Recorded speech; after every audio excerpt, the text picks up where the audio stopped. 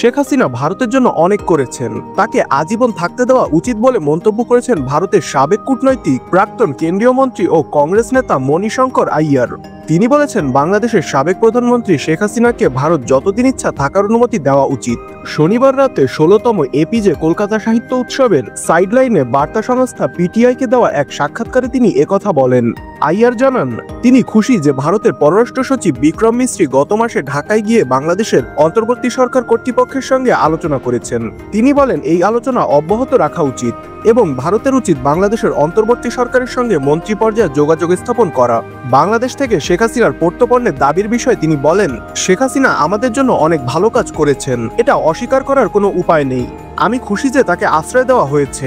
আমি মনে করি আমরা যতদিন প্রয়োজন, এমনকি যদি সেটা তার সারা জীবনের জন্য হয়, তাকে অতিথি হিসেবে রাখা উচিত।